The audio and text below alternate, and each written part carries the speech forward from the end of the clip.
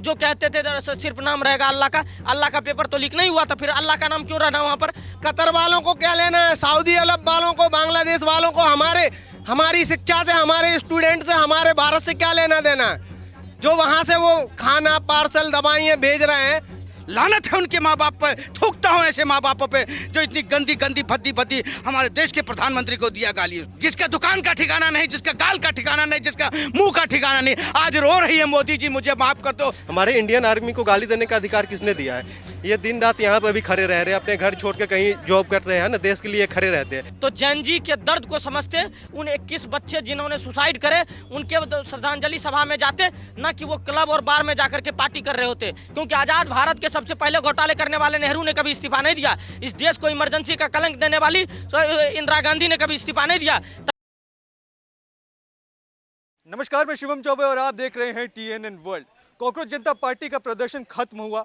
खत्म होने के बाद ऐसी तमाम तस्वीरें निकलकर सामने आई जिसने बड़े सवाल खड़े किए। एक तरफ जहां देश की सेना को गाली देना हो, देश के प्रधानमंत्री के खिलाफ अभद्र भाषा का प्रयोग करना हो, और तो और छात्रों की बात की जाती है। लेकिन छात्र जो लोग इस दुनिया में नहीं रहे नीट परीक्षा पेपर लीक के बाद, उनके शोक न मनाने की बजाय पार्टी की जाए, जश्न की जाए और इसको अपनी जीत बताया जाए, इसको लेकर के सवाल खड़े हो रहे हैं। और देश की जनता इसको किस तरीके से देखती है, उन्हीं से जाने के तमाम लोग मौजूद हैं। कैनॉट प्लेस पे हमारी मौजूदगी है। सर, क्या कहेंगे? एक तरफ तो पहले तो देश की सेना के खिलाफ इस तरीके की भाषा का प्रयोग करना, गाली गलौज करना, और ये पूछना कि तुम लोग पहलगाम में कहाँ थे, पुलवामा में कहाँ थे।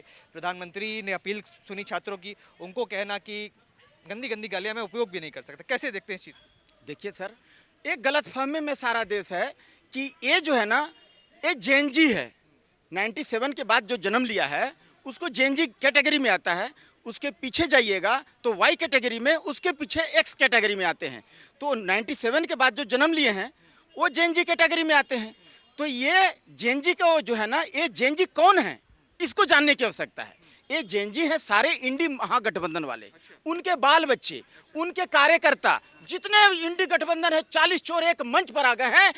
इनको न देश से मतलब है, न यहाँ का आवाम से मतलब है। एकमात्र उनका उद्देश्य है मोदी विरोध, मोदी रोको अभियान में लगे हुए हैं सर, और ये रुकेगा नहीं। ये जो है ना कांग्रेस का जी ऑल इन ऑल, ये जो फर्जी गांधी है ना, ये जो टाइटल चोर गांधी जो है ना, ये इनका टाइटल नहीं है। ये राहुल गांधी जी बोल दिए हैं, अभी मैं 10 गुना आदमी लेकर के, गुंडा लेकर के यहाँ पर प्रोटेस्ट करूंगा। मैं देखता हूँ कि TJP प्रोटेस्ट में तमाम लोगों ने कहा कि जिस तरीके की शब्दावली प्रयोग की मैं नहीं करना चाहता। कई लोगों ने पुलवामा को लेकर भी CRPF के जवानों पर तंज कसने का काम किया। पार्टी भी मना रहा है जेनजी। क्या इस देश का जेनजी सेना के साथ खड़ा है? क्या इस देश का जेनजी कॉकरोच जनता पार्टी के उस बयान के साथ खड़ा है जो लगातार अपने प्रदर्शन में करते आ रहे हैं? देखिए पत्रकार महोदय, ये प्रोटेस्ट जो था ये टोटली एक हाईजैक हुआ प्रोटेस्ट था, जो आम आदमी पार्टी और फॉरेन फंड से एक सरकार को हिलाने के लिए और सरकार को कमज़ोर करने के लिए पूरी तरीके से संयोजित किया गया था। जो नीट के एक्चुअल छात्र थे, जिनके पेपर लीक हुए थे, उनके री एग्ज़ाम्स हो गए, उनके सिलेक्शन हो गए, और अब वो राजस्थान के कोटा से लेकर बिहार के पटना तक में जश्न मनाने का काम कर रहे हैं। तो ये कौन है जो देश की राजधानी को आतंक का अड्डा बना करके दिल्ली दंगा 2.0 करने की तैयारी चल रही थी, जिसमें तमाम तरह के लोगों का अपमान, इस देश के सेनाओं का अपमान, सेनाओं को मोदी माँ बहन की गाली, इस देश के प्रधानमंत्री के लिए इतने अभद्र शब्दों का प्रयोग किया गया, ये बिल्कुल शर्मनाक है और ये होना ही नहीं चाहिए था। आप देखिए, सरकारी संपत्ति का नुकसान करने वाले जनजी कैसे हो सकते हैं? जिसने खुद कमा करके एक साइकिल नहीं खरीदा है, वो सरकार के संपत्ति और सरकार के खरीदे हुए, प्रशासन के लगाए हुए तो सारे मतलब वाहन से लेकर के सब कुछ पर पत्थर चला रहा है। अगर ये जनजी होते तो जनजी के दर्द को समझते, उन 21 बच्चे जिन्होंने सुसाइड करे उनके श्रद्धांजलि सभा में जाते, न कि वो क्लब और बार में जाकर के पार्टी कर रहे होते। ये जनजी है क्या? पर ये भी कहा जा रहा है, आपने कहा कि प्रधानमंत्री पर तंज कसा गया, इस तरीके के आरोप लग रहे हैं, पर वो कह रहे हैं कि अभी तो जेनजी है, ये तो मीम्स पर चलती है, ये व्यंग कसना जानती है, सरकार को झुकाना जानती है। प्रधानमंत्री को भी अपने संबोधन में फ्रेंड्स कहकर बोलना पड़ा, कहने की जेनजी की ताकत है तभी तो झुके। देखिए, मैं कह रहा हूँ कि व्यंग अलग चीज़ है, मनोरंजन अलग चीज़ है, और अभद्रता और अश्लीलता अलग चीज़ है। व्यंग और अभद्रता का क्या लेना देना है?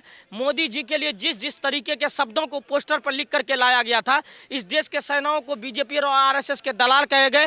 पहलगाम में तुम खड़े रहते अच्छे से तो तुम्हारी यह हालत नहीं होती। तमाम तरह के वर्दीधारियों पर लाठी बरसाए गए, पत्थर मारे गए, कई सारे पुलिसकर्मियों को घायल करने के बाद भी आप उनको जनजी कह रहे हैं। छात्रों पर भी कई लोग छात्रों पर हमले हुए, वो आपने नहीं देखे वीडियोस? मैं कह रहा हूं कि हाजी अफजल जनजी है क्या, जिसमें मोस्ट वांटेड दिल्ली में क्रिमिनल है वो, वो उस रैली को ऑर्गेनाइज करते हुए है। उमर अब्दुल्ला जो आर्टिकल 317 को उस मंच से इंप्लीमेंट करने का काम करा, वो जंजी है। महबूबा मुफ्ती, अरविंद केजरीवाल, संजय सिंह और मनीष सिसोदिया जंजी है क्या? ये सारे लोगों का, अगर वो मंच नीट के प्रोटेस्टर के लिए था तो उस मंच पे महबूबा मुफ्ती क्या कर रही थी? उस मंच पे वो सारे लोग क्या कर रहे थे जो कहते थे सिर्फ नाम रहेगा अल्लाह का? अल्लाह का पेपर तो लीक नहीं हुआ था, फिर अल्लाह का नाम क्यों रहना वहां पर तमाम तरह के, देखिए, सनातन विरोध का एक एजेंडा से सेट करने के लिए इस देश के सेना, इस देश के सरकार के अपमान के लिए एक मंच तैयार किया गया था। और आपको लगता है कि इस जो प्रोटेस्ट के बाद से कोई भी आदमी खुश है क्या? आप जाकर के देखिए, वो तमाम तरह के इन्फ्लुएंसर जो इस प्रोटेस्ट के बाद बेरोजगार हो गए हैं, वो तमाम तरह के पार्टी के नेता जो राजनीतिक रोटी इस नीट प्रोटेस्ट के आड़ में सेकने का काम कर रहे हैं, वो सारे दुखी हैं। संजय सिंह और मनीष सिसोदिया का इंस्टाग्राम अकाउंट उठा करके देखिए, वो कह रहे हैं कि अभी रुकना नहीं है, अभी E20 वाले का हिसाब करना है, अभी प्रधानमंत्री मोदी का हिसाब करना है। इसका मतलब तो यही है कि उनका जो मैनिफेस्टो और था, मैनिपुलेशन का जो कार्य था, वो एक्सपोज हो चुका है। पर छात्रों का बड़ा मुद्दा था कि नहीं? आप इस बात को मानते हैं कि छात्रों की जीत हुई इस मुद्दे पर? नहीं, मैं तो कह रहा हूं कि छात्रों की जीत है, जनतंत्र की जीत है, लोकतंत्र की जीत है, और भाजपा सरकार की मैं जीत बताऊंगा। क्योंकि आजाद भारत के सबसे पहले घोटाले करने वाले नेहरू ने कभी इस्तीफा नहीं दिया। इस देश को इमरजेंसी का कलंक देने वाली इंदिरा गांधी ने कभी इस्तीफा नहीं दिया। तमाम तरह के वॉलेट बॉक्स चोरी करने वाले राजीव गांधी ने कभी इस्तीफा नहीं दिया। चारा चोरी से लेकर टोटी चोरी करने वाले ना तो लालू यादव, ना मुलायम सिंह यादव ने कभी इस्तीफा दिया, ना राम भक्तों पर गोली चल। लालू यादव जब जेल गए थे, उन्होंने इस्तीफा दिया था या नहीं दिया? मैं कह रहा हूं, जेल जाने के बाद इस्तीफा दिए। जब कर्मकांड पकड़ा गए थे तब तक, अब तक वो चारा चोरी, अब तक उनके गुर्गे अब तक नहीं मान रहे हैं कि मेरे पिताजी चारा चोरी करते थे, मेरे पिताजी पकड़ाए हुए थे। मैं कह रहा हूं ना, अगर इस देश में मैं कह रहा हूं, इस देश के युवाओं के कंधों पर जिम्मेदारी है इस देश की, लेकिन उस युवाओं के कंधों को, धर्मेंद्र प्रधान जी के लेटर में क्या लिखा हुआ था? पिछले 10 दिन से मैं स्तब्ध हूं और मैं ये समझता हूं, मैं अपनी जिम्मेदारी से मुकर नहीं रहा हूं, लेकिन अगर युवा चाहता है कि मेरे पद छोड़ने से पेपर लीक रुक जाएगा तो मैं पेपर उनका त्याग करता हूं। और भारतीय जनता पार्टी के राज में मुझे ये तो समझ में आ गया कि त्याग, सेवा, समर्पण का जो नारा भारतीय जनता पार्टी में चलता है, जिस तरीके से आडवाणी जी के समर्पण, मोदी जी के संघर्ष और धर्मेंद्र प्रधान जी के त्याग से भारतीय जनता पार्टी मजबूत हुई है, ये पार्टी कंटिन्यू चलती रहेगी। लेकिन जेनजी और मिलेनियन के आड़ में अगर इस देश में दंगा और प्रोटेस्ट करने का पूरा षड्यंत्र रचा जा रहा है तो उसको समझने की जरूरत है। आज समझिए, हमारे और आपके परिवार से निकले लोग, कोई ऐसा व्यक्ति कम ही है जिनके परिवार से लोग देश के सेना में जाते हैं, जो तमाम तरह के माइनस टेम्परेचर से लेकर के रेगिस्तान के बालू में जो है अपने शरीर के लहू को 50 डिग्री 55 डिग्री टेम्परेचर में जला करके इस देश की सुरक्षा में खड़ा है। उनको ये कह रहे हैं, उनको गालियां दे रहे हैं, उनका अपमान करने का काम करने वाले हैं, ये जनजी तो बिल्कुल नहीं हो सकते। ये तमाम तरह के लोग जो हमारे सामने खड़े हैं, ये खड़े हैं कि जंतर मंतर के आसपास कहीं भी उपद्रवी ना आ जाए, जंतर मंतर के आसपास कोई भी सरकारी संपत्ति का नुकसान ना हो, या इस देश के किसी भी युवाओं को। अगर मैं पूछना चाहता हूं, अगर सरकार को, जब आप कहते हैं कि जनजी पर लाठी बरसी, आपने उनको नहीं देखा, अगर सरकार को युवाओं को पीटना होता तो पिछले 20-22 दिन से वो प्रोटेस्ट कर रहे थे। सरकार तो 1 बस फोर्स को भेजता, पीट पाट के भगा देता, लेकिन उनको पता था कि युवाओं की बात अगर कोई कर रहा है तो युवाओं की बात सुननी चाहिए, और उन्होंने सुना भी। लेकिन युवाओं के आड़ में ये पार्टी करने वाले लोग कौन है? ये तमाम तरह के विजेता दहिया, सौरभ दास और अभिजीत दीपके से लेकर के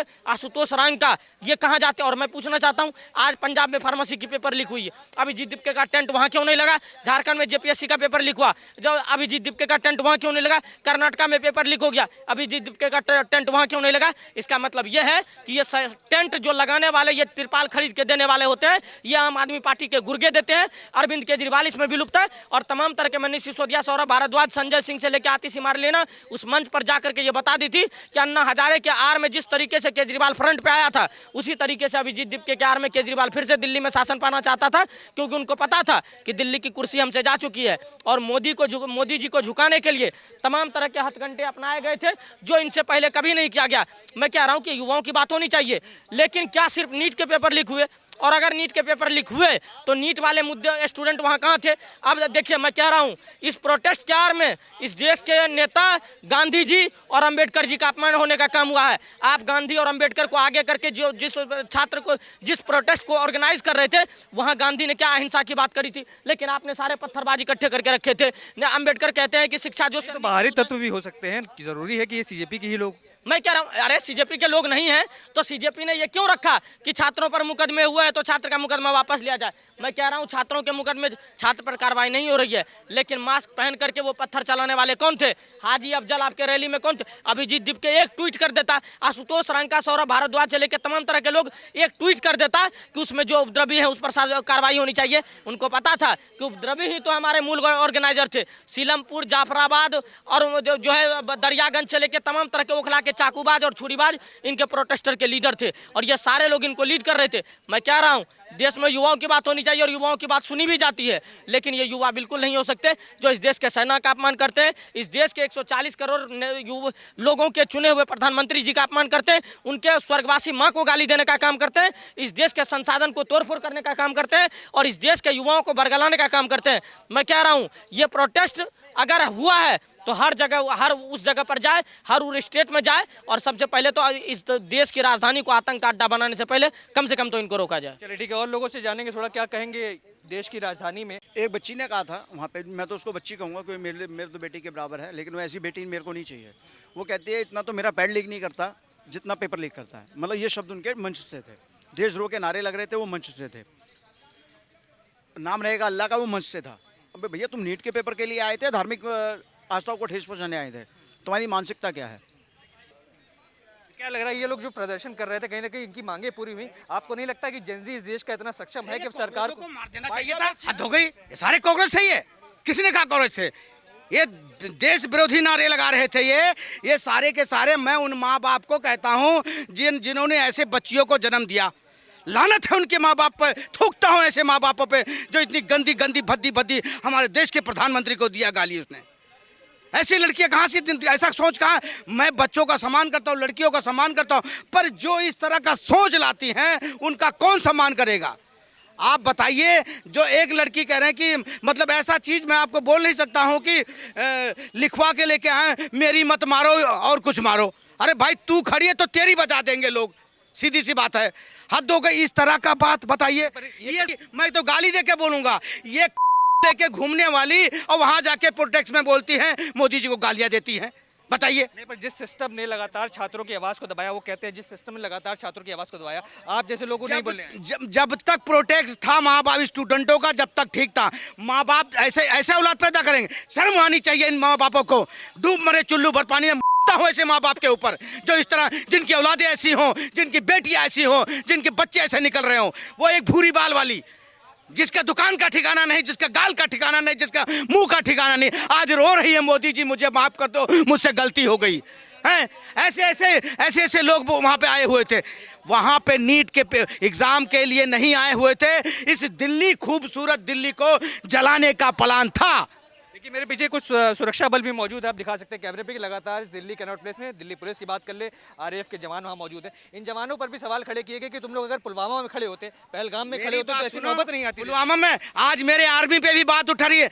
इन जैसे दो कौड़ी की, जो मैं किसी बहन बेटी उनको टारगेट नहीं कर रहा हूँ, जो सम्मानित है, जो इज्जत करने वाली है, उन्हें इज्जत कर रहा हूँ। पर जो बहन बेटियां जाके हमारे क्या नाम है, क्या आर्मी के खिलाफ, सेना के खिलाफ, उसके बाद क्या नाम है पुलिस वालों के खिलाफ, पुलिस वाली बहन बेटियों को लेके सबको इन्होंने टारगेट किया। ये जंजी थे, ये कॉकरोच थे, ये तो नाली में से निकले थे। इन पर नाली में देते इनके ऊपर और ये खत्म हो जाते। इस तरह का इन्होंने सोच रखा। इस देश में इस तरह का सोच के लोग रहेंगे तो बताओ ये देश कहां जाएगा? छात्रों की भी समस्या थी ना, छात्र भी तो कह रहे थे हमें दबाया जा रहा है इतने समय से। बताओ, छात्रों की समस्या थी तो छात्र जिस दिन तक सावधानी से बैठे हुए थे, गुंडे, चोर, जेब कतरे, शाहीन बाग, अपना जाफराबाद, मुझा और क्या नाम है, कितने जगह से वो लोग आए होते, बाबरपुर, मौजपुर, बाबरपुर से सब जगह से गुंडे घुसे हुए थे। और उसके बाद आपने देखा होगा वो जुनैद जो बिरयानी खिला रहा था, वो तो कह रहे धोखा हो गया मेरे साथ। वो जुनैद जो बिरयानी खिला रहा था, समोसे बांट रहा था, वो क्या निकला आपको मालूम है?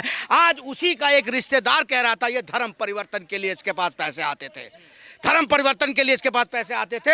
आज उसका उत्तर प्रदेश की पुलिस अच्छी तरह बजा रही है। उनकी आंखें नम है, वो कह रहे हैं कि छात्रों के लिए इतना संघर्ष किया, उसके बाद उत्तर प्रदेश पुलिस द्वारा उनके घर वालों को उठाया भी जा रहा है। और ऐसी बात है जिसके पास अधिक तक संपत्ति आ जाएगी उसकी छानबीन जरूर होगा। और उनके पास इतना पैसा कहां से आया और कैसे खिला रहे हो, छोटी किसी मोबाइल की दुकान से लेके, तो आपको छानबीन होना जरूरी था। और मैं किसी ने भी कहा कि उत्तर प्रदेश में क्यों नहीं, क्या नाम है, प्रोटेक्ट हुआ? भाई उत्तर प्रदेश में धरना प्रदर्शन कहाँ से नहीं, होगा? आशुतोष रांका ने बोला है योगी आदित्यनाथ को जाते जाते चैलेंज भी किया है कि योगी जी पेपर लीक पर थोड़ा लगाम लगाइए, वरना जितने लोग इस दिल्ली के जंतर मंतर पर दिखाई दिए थे 4 गुना भीड़ उत्तर प्रदेश में दिखाई। मैं चैलेंज करता हूं, मेरे उत्तर प्रदेश में जाके दिखाएं वो धरना लायक वो प्रदर्शन नहीं बचेगा तो धरना कहां से बचेगा? तानाशाही होगी उत्तर प्रदेश के मेरी अंदर। बात तानाशाही नहीं, मेरा उत्तर प्रदेश को अगर किसी ने खूबसूरत बनाया है तो योगी आदित्यनाथ ने बनाया है, और ये ना कि हमारे अखिलेश भाई ने बनाया क्या है। उत्तर प्रदेश के अंदर छात्रों का स्वागत नहीं होगा अगर प्रदर्शन?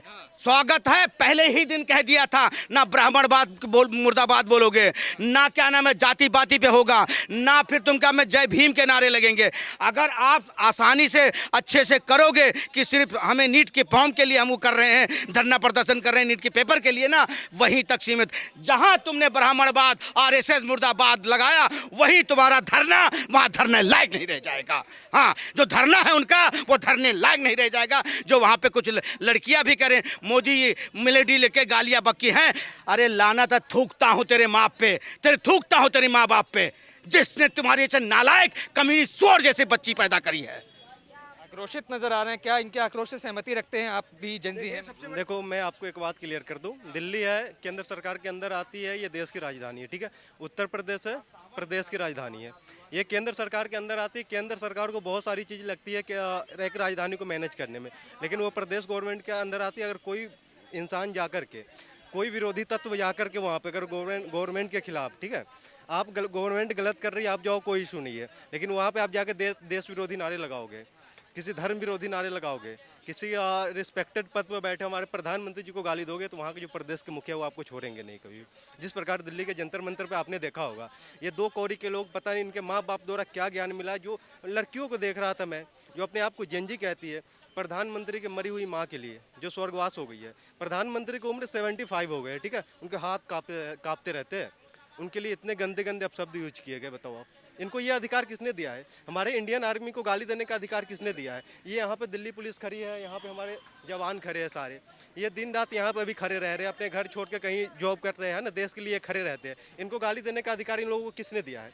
आप शिक्षा के लिए लड़ने आए हो, लड़ो। यहाँ पे मान लो पेपर लीक हुआ, आप लड़ाई कर रहे हो गवर्नमेंट से, आपकी लड़ाई ही लड़ो, लेकिन इस लड़ाई में आकर के आप किसी को गाली दो। जो ये कॉकरोच जनता पार्टी है, आतंकी जनता पार्टी है, आज जैसे भी इस्तीफा हुआ है या सरकार ने इस्तीफा दिया है, तो आज जो सोनम वांगचुक है, भाई भले ही वो देशद्रोही है, गद्दार है, लेकिन इन दोगलों ने उनसे मिलने भी नहीं गए हॉस्पिटल, चाहे अभिजीत दीपके हो या कोई भी हो, एक भी लोग उनसे मिलने नहीं गया। क्यों भाई?